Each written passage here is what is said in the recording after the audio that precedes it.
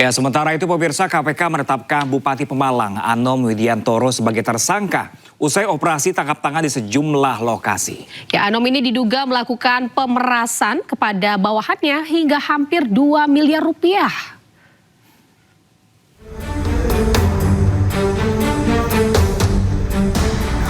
Komisi Pemberantasan Korupsi menetapkan Bupati Pemalang Anom Widiantoro sebagai tersangka. Memakai rompi tahanan, Bupati Anom Widiantoro keluar dari ruang pemeriksaan dengan tangan terborgol Kamis pagi. Anom diduga memeras bawahannya hingga 1,9 miliar rupiah. KPK menyebut selain untuk keperluan pribadi Bupati, uang ini sebagian untuk mengurus perkara di KPK. Berdasarkan kecukupan alat bukti yang sah, penyidik kemudian telah menetapkan 4 orang sebagai tersangka. Dalam kesempatan ini KPK sekaligus menegaskan bahwa setiap penanganan perkara yang KPK lakukan dilakukan secara objektif, transparan dan akuntabel, termasuk apabila perkara itu juga melibatkan oknum KPK itu sendiri. Uang ini diduga hasil pemerasan Bupati Pemalang terhadap sejumlah perangkat daerah dan pihak swasta yang dikumpulkan melalui orang kepercayaannya berinisial GHA. Saudara GHA atas perintah Saudara Awi melakukan pengumpalan uang hasil memeras beberapa pejabat dan pihak swasta yang berada di lingkungan Pemkab Pemalang, bahwa setelah mengambil uang dari pihak swasta pada hari Selasa tanggal 28 Juli 2026 malam hari, Saudara GHA diamankan oleh tim KPK. Anom meminta maaf kepada masyarakat Pemalang atas kasus yang menjeratnya, namun dirinya membantah melakukan jual beli jabatan. Sebelumnya KPK menangkap 21 orang dalam operasi tangkap tangan di sejumlah lokasi dengan menyita uang lebih dari 2 miliar rupiah. Tim Liputan A-News melaporkan. Pemirsa, sepanjang tahun 2026 ini sudah selusin kepala daerah terjaring operasi tangkap tangan KPK. Nah, ini terbaru pemirsa, Bupati Pemalang Anom Widiantoro bersama 20 orang lain yang terjaring OTT KPK. Kita minta maaf semua. Minta maaf ya.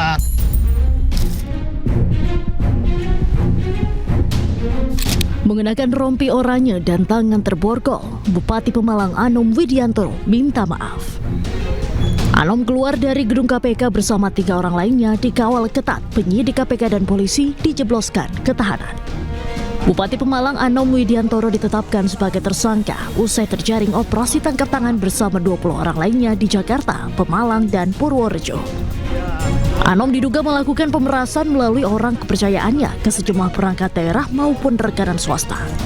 Total terkumpul 1,98 miliar rupiah. Dari data yang terkumpul sepanjang 2026 sudah selusin pejabat daerah tertangkap operasi senyap ini. Di awal tahun, Bupati Pati Jawa Tengah Sudewo dan Wali Kota Madiun Jawa Timur terjaring OTT KPK.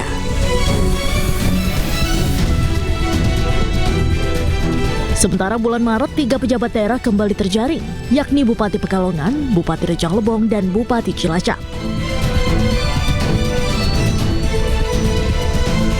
Di bulan April, Bupati Tulungagung Gatot Sunu juga terjaring operasi senyap. Pada bulan Juni ada Bupati Muara Enim Edison dan Bupati Kuantan Singingi Suhardiman ditangkap KPK. Dan terakhir selama bulan Juli 3 kepala daerah terjaring, yakni Bupati Sukoharjo, Bupati Lombok Barat, serta Bupati Pemalang.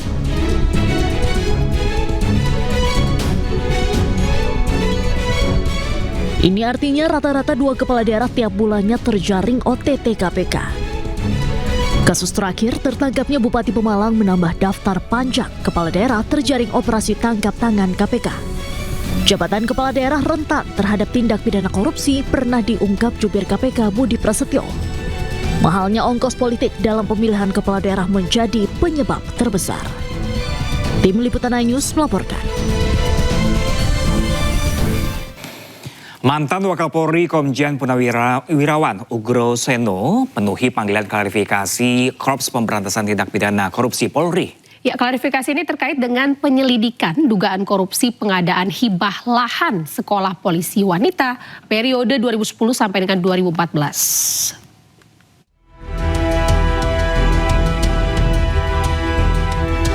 Ugroseno tiba di Mabes Polri sekitar pukul 9 pagi tadi. Dirinya datang untuk menjelaskan yang ia tahu.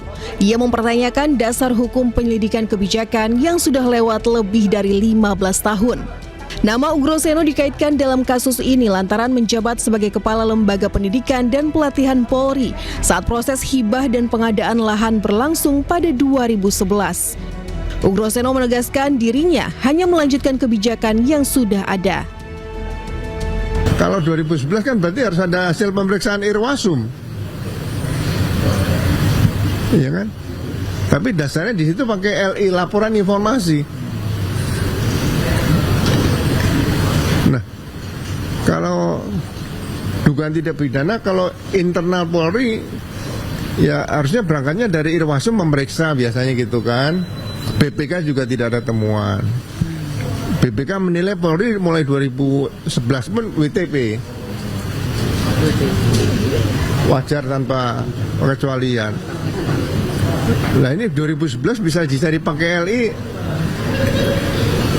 Nah kalau semua Kapolda, Kapolri, Pak Hugeng sekali dicarikan LI gimana nanti? Gitu aja sih. Nah, saya karena diundang ya saya jelaskan aja. Apa aja Pak klarifikasi yang dibawa? Hah? Dokumen apa yang dibawa gitu untuk klarifikasi? Semua ada panitianya, saya nggak tahu apa-apa. Saya Kalembik, ya kan? Panitia pengadaan pembelian tanah, Brigjen katanya sudah meninggal ya, nggak tahu nanti gimana nih. Semua itu kan ada panitianya. Apalagi itu Pak?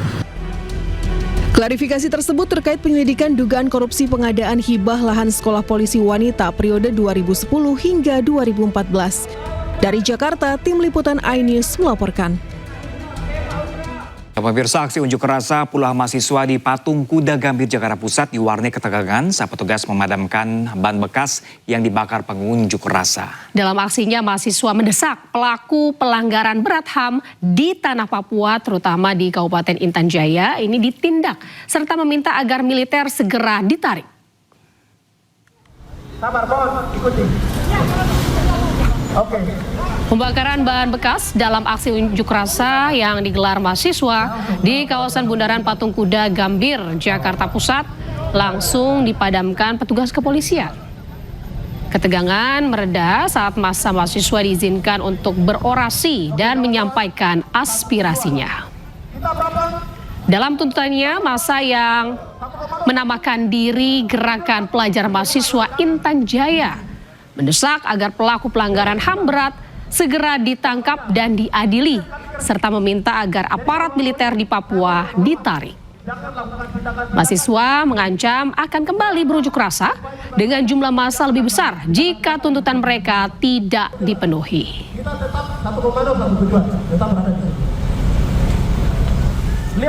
Mantan Wakapolri Komjen Purnawirawan Ugroseno penuhi panggilan klarifikasi Korps Pemberantasan Tindak Pidana Korupsi Polri. Ya, klarifikasi ini terkait dengan penyelidikan dugaan korupsi pengadaan hibah lahan sekolah polisi wanita periode 2010 sampai dengan 2014.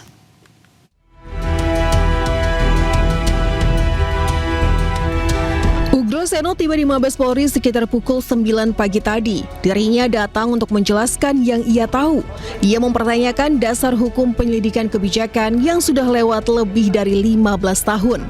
Nama Ugroseno dikaitkan dalam kasus ini lantaran menjabat sebagai Kepala Lembaga Pendidikan dan Pelatihan Polri saat proses hibah dan pengadaan lahan berlangsung pada 2011.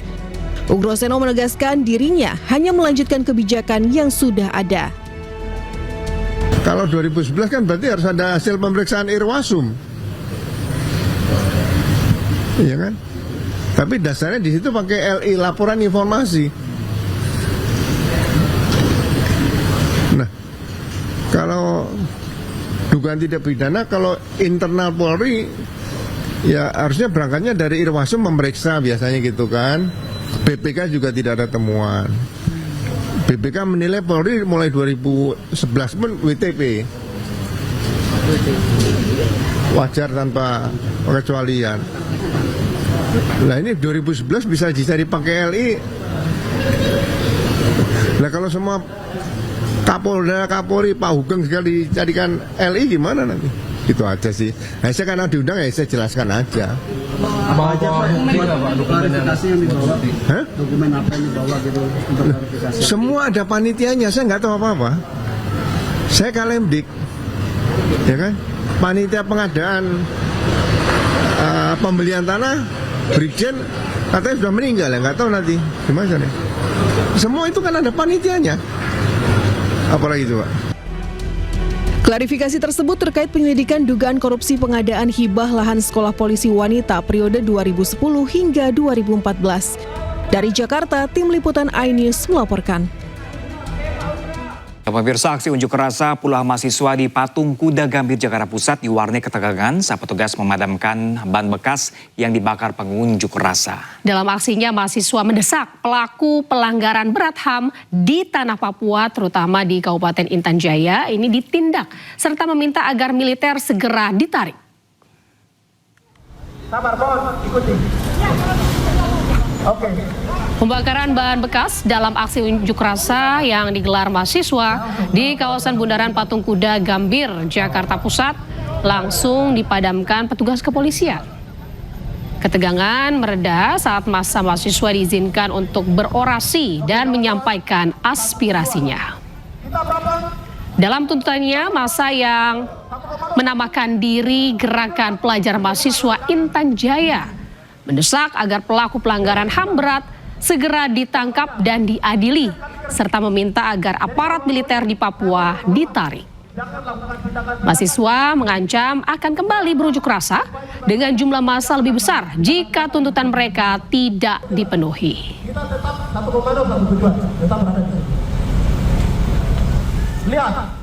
Pemirsa, Presiden Prabowo Subianto melakukan kunjungan kerja ke Semarang, Jawa Tengah, Kamis siang. Ya, dalam kunjungan tersebut, pemirsa, Presiden Prabowo Subianto ini meresmikan pemugaran Stasiun Semarang Tawang yang merupakan salah satu cagar budaya bersejarah di Indonesia.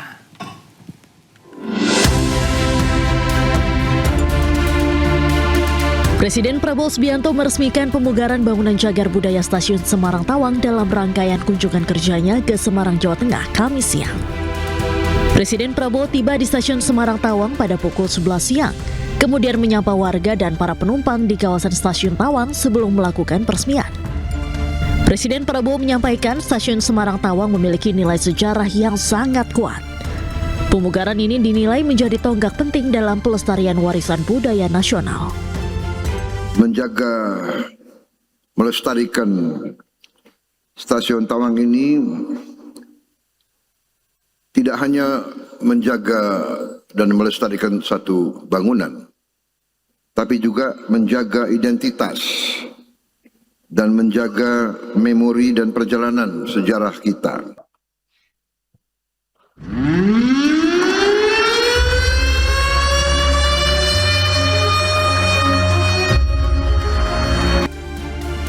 Diketahui Stasiun Semarang Tawang yang telah berdiri sejak tahun 1914 ini untuk pertama kalinya menjalani pemugaran secara resmi sebagai tindak lanjut atas arahan Presiden Prabowo kepada Direktur Utama PT Kereta Api Indonesia Persero pada tahun 2025. Dari Semarang, Jawa Tengah, Tim Liputan iNews melaporkan. Sementara itu, pemirsa, Presiden Prabowo Subianto menghadiri langsung akad massal 62.000 rumah di Batang, Jawa Tengah. Ya, program itu menjadi bagian dari pengadaan 3 juta rumah yang diusung pemerintah.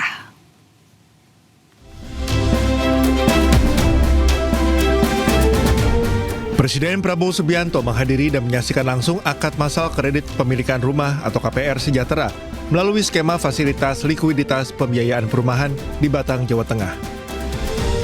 Kegiatan ini merupakan bagian dari program agar masyarakat bisa mendapatkan rumah layak.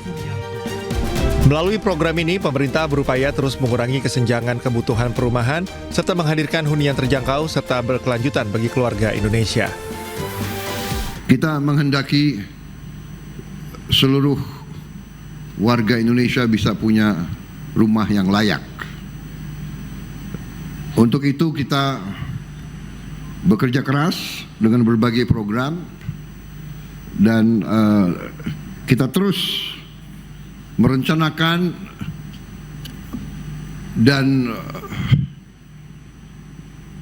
memikirkan cara-cara terbaik untuk melipat gandakan jumlah rumah yang bisa dinikmati oleh rakyat kita. Kegiatan ini merupakan bagian dari program 3 juta rumah yang terus didorong pemerintah untuk memperluas akses pemilikan rumah layak bagi masyarakat berpenghasilan rendah. Dari Batang, Jawa Tengah, tim Liputan iNews melaporkan. Pemirsa, Kepala Badan Gizi Nasional Sudaryono menegur keras seorang pegawai yang diduga bermain ponsel saat rapat koordinasi nasional berlangsung. Ya, Sudaryono memerintahkan pegawai tersebut pemirsa dimutasi ke Papua. Dia saya kasih penjelasan dia main handphone itu. Tolong dicatat Korwil Kabupaten Kayong Utara Adi Afrianto. Siap, Pak. Saya minta yang bersangkutan dipindah ke Papua. Kepala Badan Gizi Nasional Sudaryono menegur keras seorang pegawai yang kedapatan bermain ponsel saat rapat koordinasi nasional secara daring berlangsung pada Kamis. Sudaryono mendadak menghentikan paparan setelah melihat koordinator wilayah Kayong Utara Adi Afrianto yang dinilai tidak fokus dan diduga bermain ponsel. Tak hanya memberikan teguran, dirinya juga langsung memerintahkan agar pegawai tersebut dipindah tugaskan ke Papua. Ini ada Korwil, siapa nih? Korwil Kabupaten Kayong Utara, siapa namanya? Adi Arfianto. Karo SDM, dia saya kasih penjelasan dia main handphone itu. Tolong dicatat Korwil Kabupaten Kayong Utara Adi Afrianto. Siap, Pak. Saya minta yang bersangkutan dipindah ke Papua. Ya. Siap. Segera. Tolong diberi surat teguran, surat peringatan 1, 3 kali surat peringatan pecat. Setelah memberikan teguran, Sudaryono juga meminta seluruh jajaran BGN lebih disiplin dan profesional mengikuti jalannya rapat. Bahkan ia menegaskan, jika terus mengulang ketidakdisiplinannya, ia tak segan memecat pegawai tersebut.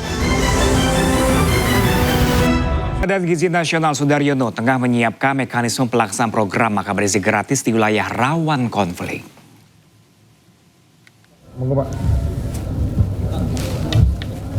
Ditemui di kantor BGN Jakarta Pusat, Sudaryono ungkap salah satu skema penyaluran MBG yaitu BGN bekerja sama dengan TNI Polri serta memanfaatkan fasilitas lain seperti gereja. Sudaryono pun tegaskan bahwa seluruh anak Indonesia berhak mendapat akses perbaikan gizi, termasuk anak-anak yang tinggal di daerah rawan konflik.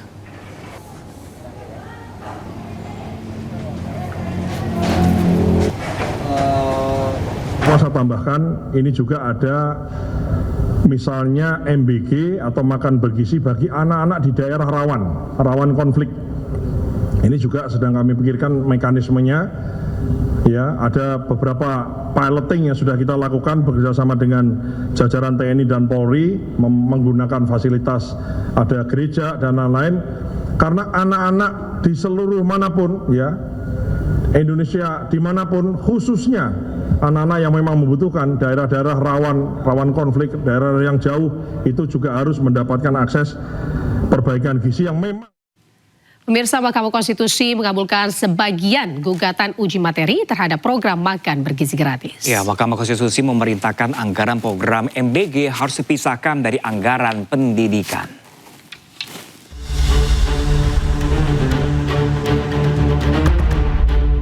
Kamis siang, Mahkamah Konstitusi memutuskan mengabulkan sebagian gugatan uji materi program makan bergizi gratis yang diajukan Yayasan Taman Belajar Nusantara bersama 6 pemohon lainnya.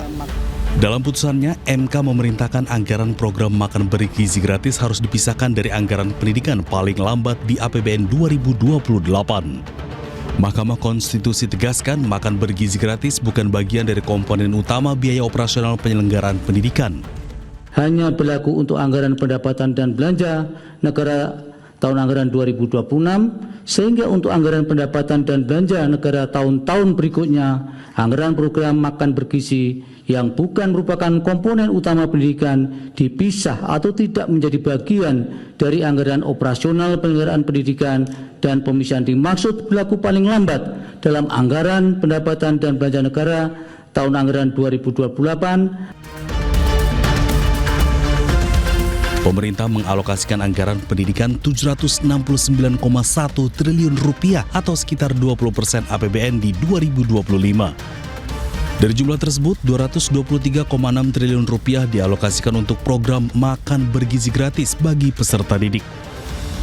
MK menilai anggaran pendidikan 20% dari APBN seharusnya diprioritaskan untuk komponen utama pendidikan yang berkaitan langsung dengan penyelenggaraan pendidikan. Dari Jakarta, Tim Liputan iNews melaporkan. Menteri Sekretaris Negara Prasetyo Hadi mengatakan pihak Istana Kepresidenan akan mempelajari terlebih dahulu putusan MK terkait pemisahan anggaran program MBG dari anggaran pendidikan dalam APBN mulai 2028. Ya, Prasetyo pun juga jelaskan bahwa persoalan anggaran ini tidak hanya melibatkan pemerintah tapi juga DPR. Kami juga sudah mendapatkan informasi bahwa MK mengambil sebuah putusan, tapi memang yang pertama karena kami posisi sedang di luar kota secara resmi, kami belum menerima salinan keputusan tersebut, dan tentu saja karena apapun keputusan MK tentu kita hormati, nanti akan kita pelajari, karena bagaimanapun kalau berkenaan dengan masalah anggaran tentu kita tidak berdiri sendiri. Pemirsa, Badan Eksekutif Mahasiswa Universitas Indonesia menilai putusan MK soal pemisahan anggaran program makan bergizi gratis dari anggaran pendidikan ini merupakan kemenangan semu. Iya, mengingat putusan baru ini akan diterapkan tahun 2028.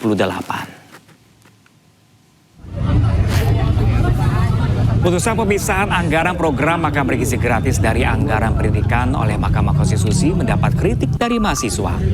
Menurut mereka, putusan yang baru akan berlaku ini pada tahun 2028 itu merupakan kemenangan semu. Mereka meminta pemisahan anggaran program MBG dari anggaran pendidikan segera diberlakukan. Jadi, untuk Pak Prabowo Subianto dan Pak Gibran Rakabuming, lihatlah kami yang sedang mengawal putusan ini, lihatlah para mahasiswa yang telah beberapa hari yang lalu ingin menghentikan program ini, lihatlah para siswa-siswa yang sedang kesusahan untuk belajar dikarenakan kelasnya itu buruk sekali untuk ditinggali belajar. Lihatlah siswa-siswa yang tidak bisa belajar dikarenakan sekolah mereka runtuh.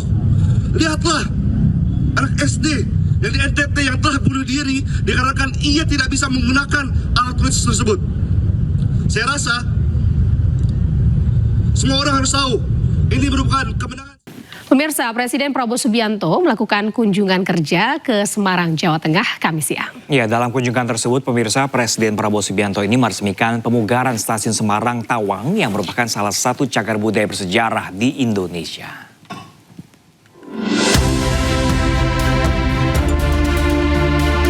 Presiden Prabowo Subianto meresmikan pemugaran bangunan cagar budaya Stasiun Semarang Tawang dalam rangkaian kunjungan kerjanya ke Semarang, Jawa Tengah, Kamis siang. Presiden Prabowo tiba di Stasiun Semarang Tawang pada pukul 11 siang, kemudian menyapa warga dan para penumpang di kawasan Stasiun Tawang sebelum melakukan peresmian. Presiden Prabowo menyampaikan Stasiun Semarang Tawang memiliki nilai sejarah yang sangat kuat. Pemugaran ini dinilai menjadi tonggak penting dalam pelestarian warisan budaya nasional. Menjaga, melestarikan Stasiun Tawang ini tidak hanya menjaga dan melestarikan satu bangunan, tapi juga menjaga identitas dan menjaga memori dan perjalanan sejarah kita.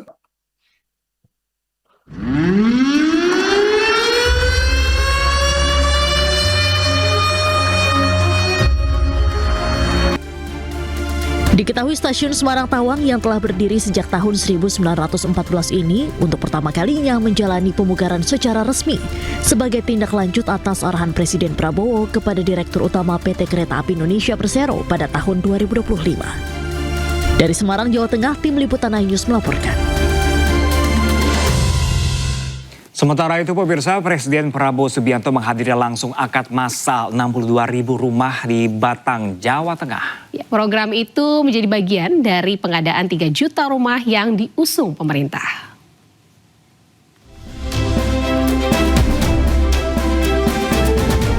Presiden Prabowo Subianto menghadiri dan menyaksikan langsung akad massal kredit pemilikan rumah atau KPR Sejahtera melalui skema fasilitas likuiditas pembiayaan perumahan di Batang, Jawa Tengah.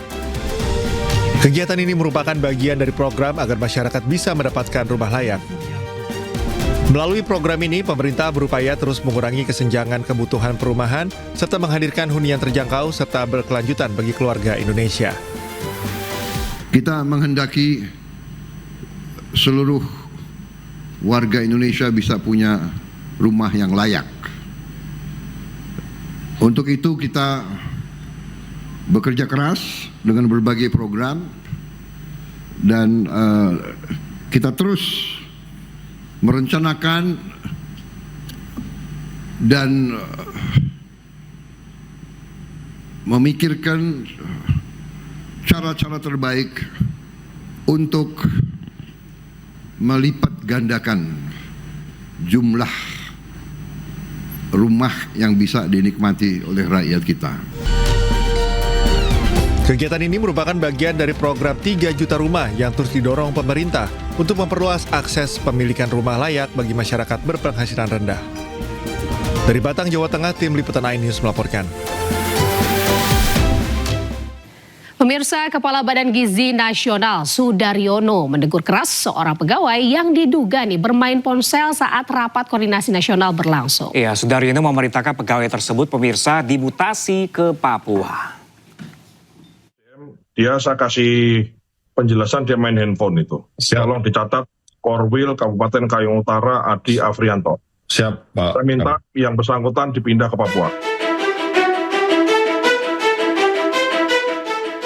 Kepala Badan Gizi Nasional Sudaryono menegur keras seorang pegawai yang kedapatan bermain ponsel saat rapat koordinasi nasional secara daring berlangsung pada Kamis.